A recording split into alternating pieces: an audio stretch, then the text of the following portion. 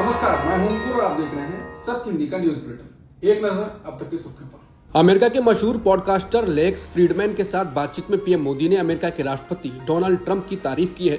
उन्होंने अपने मजबूत रिश्तों पर चर्चा की।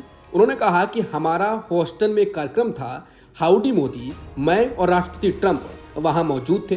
पूरा स्टेडियम लोगों से खचाखच भरा हुआ था। इतने लोगों का एक जगह पर एकत्र होना अमेरिका में बहुत बड़ी घटना थी। मैंने वहां अपना भाषण दिया तो ट्रंप नीचे बैठकर मुझे सुन रहे थे। ये उनका बड़प्पन है कि अमेरिका के राष्ट्रपति स्टेडियम में नीचे बैठकर सुन रहे हैं और मैं मंच पर भाषण दे रहा हूं। पीएम मोदी ने कहा कि भाषण देने के बाद मैं मंच से नीचे आया और मैंने ट्रंप से कहा कि आइए हम जरा स्टेडियम का पूरा चक्कर लगा कर आते हैं। इतने लोग हैं तो सभी से नमस्ते करके आते हैं। अमेरिकी राष्ट्रपति ट्रंप मेरे साथ भीड़ में चल पड़े। इस दौरान अमेरिका का जो सुरक्षा तंत्र था वो एकदम से बेचैन हो गया, लेकिन ये मेरे दिल को छू गया कि इस व्यक्ति में बहुत हिम्मत है। ये निर्णय खुद लेते हैं और उन्हें मोदी पर भरोसा है कि मोदी लेकर जा रहा है तो साथ चलते हैं। भारतीयों को बेड़ियां बांधकर भेजे जाने वाले ट्रंप को लेकर पीएम मोदी ने कहा कि चुनाव प्रचार के दौरान जब ट्रंप पर गोली चली तो मुझे एक ही ट्रंप नजर आए। स्टेडियम में मेरा हाथ पकड़कर चलने वाले ट्रंप और गोली लगने के बाद भी अमेरिका के लिए जीने वाले ट्रंप। पीएम मोदी ने कहा कि मैं भारत फर्स्ट वाला हूं और ट्रंप अमेरिका फर्स्ट वाले, तो हमारी जोड़ी बराबर जम जाती है। ट्रंप की ये बातें अपील करने वाली हैं। मोदी ने ट्रंप की तारीफ की। इस पर कांग्रेस सांसद इमरान मसूद ने कहा कि अमेरिका द्वारा हमारे लोगों को जानवरों की तरह बेड़ियां बांधकर भेजा जा रहा है और हमें शर्म नहीं आ रही है। उन्होंने कहा कि नेपाल जैसे छोटे देश के नागरिक भी बाइज्जत तरीके से वापस आ रहे हैं, उनको भी तो वापस भेजा गया। एयरपोर्ट पर उनकी भी तस्वीरें आई हैं और हमारे लोगों की भी तस्वीरें आई हैं। कांग्रेस सांसद ने कहा कि उसके बाद भी आप पीठ थपथपा रहे हो कि मेरा दोस्त है ट्रंप। मैं ट्रंप साहब का भाषण सुन रहा था, वो पाकिस्तान का धन्यवाद कर रहे थे और हमें बुरा भला कह रहे थे। वो कैसे दोस्त हैं आपके जो हमें बुरा भला कह रहे हैं?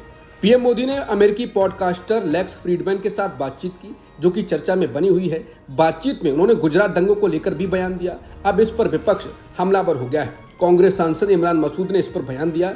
दरअसल पीएम मोदी ने इसमें कहा था साल 2002 में हुए गुजरात दंगों को लेकर भ्रम फैला गया था। इस पर कांग्रेस सांसद इमरान मसूद ने कहा कि जिम्मेदारियों से पल्ला झाड़ना प्रधानमंत्री जी को बखूबी आता है। आप बताइए, देश में कोई घटना होगी तो जिम्मेदार राहुल गांधी तो नहीं होंगे, जिम्मेदार तो आप ही होंगे। अगर आप मुख्यमंत्री थे तो आप जिम्मेदार होंगे। आपके मुख्यमंत्री काल के अंदर ये घटना हुई। उत्तर प्रदेश के सहारनपुर से कांग्रेस सांसद इमरान मसूद ने कहा कि अब ये बातें पुरानी हो गई हैं, लेकिन दिक्कत क्या है कि देश में गड़े मुर्दों को उखाड़ कर नफरत फैलाने का ट्रेंड चल गया है। आप देश की बात करो ना भाई, देश की कितनी बेइज्जती मौजूदा हालात में के अंदर हो रही है।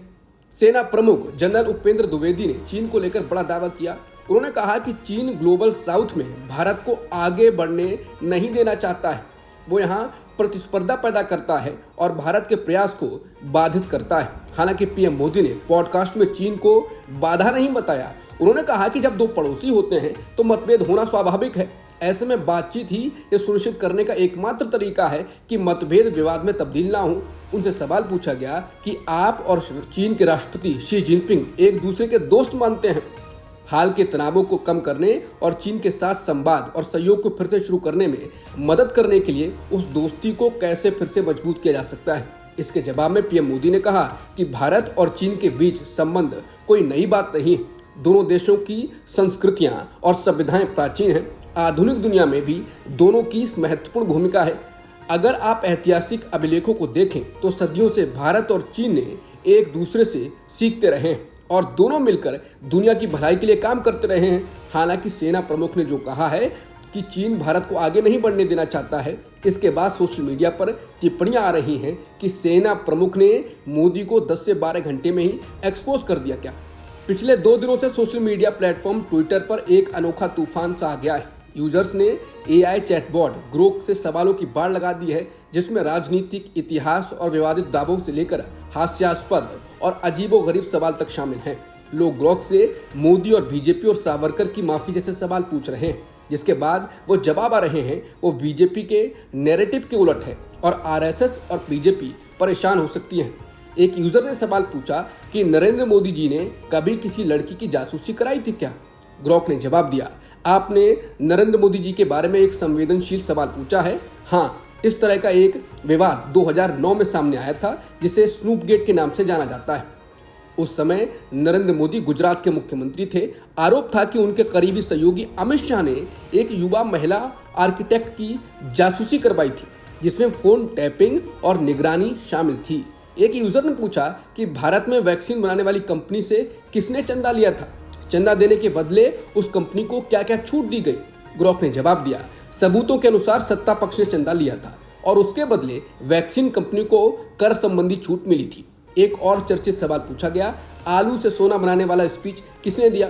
ग्रोफ ने जवाब दिया, यह राहुल गांधी का 2017 में गुजरात के पाटन रैली में दिया गया व्यंग्यात्मक बयान था, जिसमें उन्होंने मोदी के बड़े बड़े वादों का मजाक उड़ाया था। यह कोई वास्तविक दावा नहीं है, बल्कि एक रूपक था।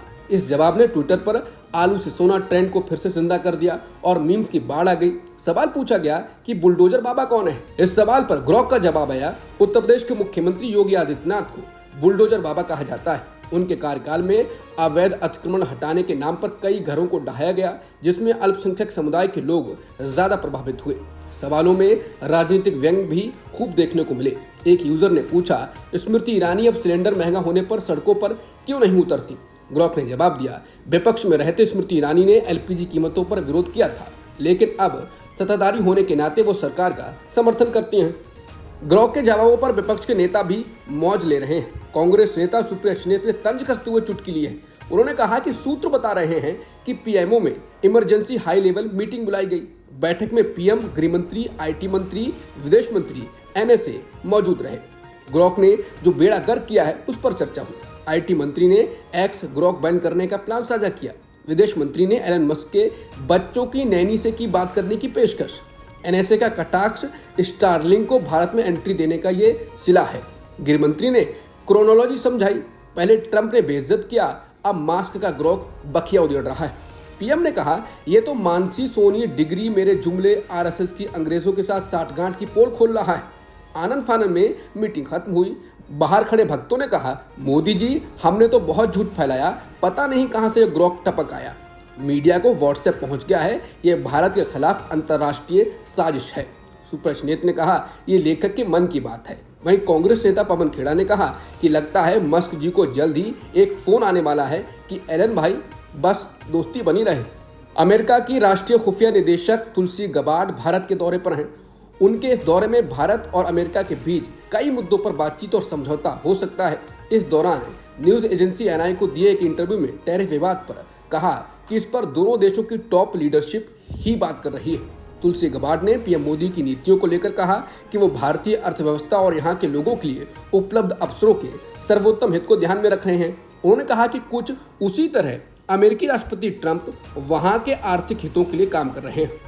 उत्तर प्रदेश स्थित अयोध्या के मणिराम छावनी मंदिर में रविवार दोपहर राम मंदिर ट्रस्ट के ट्रस्टियों की बैठक हुई। इसमें ट्रस्ट का लेखा जोखा पेश किया गया। इस ट्रस्ट की स्थापना 5 फरवरी 2020 को हो गई थी।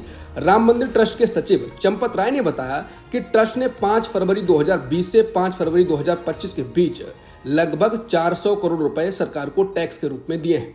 इसमें से 270 करोड़ रुपए जीएसटी के तौर पर, जबकि बाकी के 130 करोड़ रुपए सरकार को अन्य टैक्स के तौर पर दिए गए। राय ने बताया, अयोध्या आने वाले श्रद्धालुओं की संख्या में जबरदस्त बढ़ोतरी हुई है। पिछले साल लगभग 5 करोड़ श्रद्धालुओं ने रामलला के दर्शन किए। कुंभ 2025 के दौरान 15 जनवरी 2025 से 28 फरवरी 2025 के बीच लगभग 1 करोड़ 26 लाख श्रद्धालु अयोध्या पहुंचे थे। उन्होंने कहा, इस दौरान हर दिन करीब 4 से 4.5 लाख लोग अयोध्या आए। रेलवे के मुताबिक हर दिन 10 ट्रेनें 40,000 से 50,000 लोगों को अयोध्या लेकर आ रही थी। सोमवार को जम्मू कश्मीर विधानसभा में बजट सत्र की कार्यवाही के साथ ही कुलगाम में 2 युवकों की मौत, उनके परिजनों के प्रदर्शन और पुलिस की कार्यवाही को लेकर हंगामा हुआ। सत्तारूढ़ दल नेशनल कॉन्फ्रेंस और विपक्ष के विधायकों ने सदन में नारेबाजी कर इस घटना की जांच की मांग की। विधायकों ने महिला प्रदर्शनकारियों के साथ कथित तौर पर बदतमीजी करने वाले पुलिस अधिकारियों के खिलाफ कार्रवाई की मांग की। भारत तिब्बत सीमा पुलिस के एक आरक्षक ने सोमवार को एक एएसआई स्तर के अधिकारी की गोली मारकर हत्या कर दी। हत्या की यह वारदात रायपुर जिले के मुड़ीपार स्थित भारत तिब्बत सीमा पुलिस यानी आईटीबीपी की 38वीं बटालियन स्थित कैंप में हुई। हत्या के कारणों का अभी पता नहीं चल पाया, लेकिन आरंभिक तौर पर अवकाश पर जाने को लेकर ये विवाद हुआ। इस हत्या का कारण बताया जा रहा है। अमेरिका के राष्ट्रपति डोनाल्ड ट्रंप ने बताया है कि वो मंगलवार को रूस के राष्ट्रपति व्लादिमीर पुतिन से यूक्रेन के मुद्दे पर बात करने वाले हैं। ट्रंप ने कहा कि मुझे लगता है कि हम जमीन के मुद्दे पर बात करेंगे, क्योंकि आप जानते हैं कि युद्ध शुरू होने के बाद से अब तक इसमें बहुत बड़ा बदलाव आ गया है। हम ऊर्जा संयंत्रों पर बात करेंगे, जो कि एक बड़ा सवाल है। अमेरिकी राष्ट्रपति के मुताबिक उन्हें लगता है कि कई मुद्दों पर यूक्रेन और रूस के बीच काफी बातचीत हुई भी है।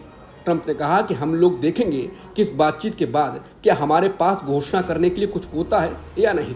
ट्रंप का यह बयान अमेरिका और यूक्रेन के प्रतिनिधियों के बीच सऊदी अरब में हुई बातचीत के बाद आया है। यूक्रेन ने सऊदी अरब में हुई बैठक के बाद अमेरिका के 30 दिनों के तत्काल युद्ध विराम के प्रस्ताव पर सहमति जताई है।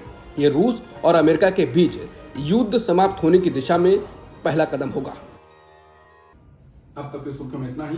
बाकी खबरों के लिए बने रहिए सत्यहिंदी.com के साथ। Copyright disclaimer under Section 107 of the Copyright Act 1976. Allowance is made for fair use for purposes such as criticism, comment, news reporting, scholarship, and research. Fair use is a use permitted by copyright statute that might otherwise be infringing.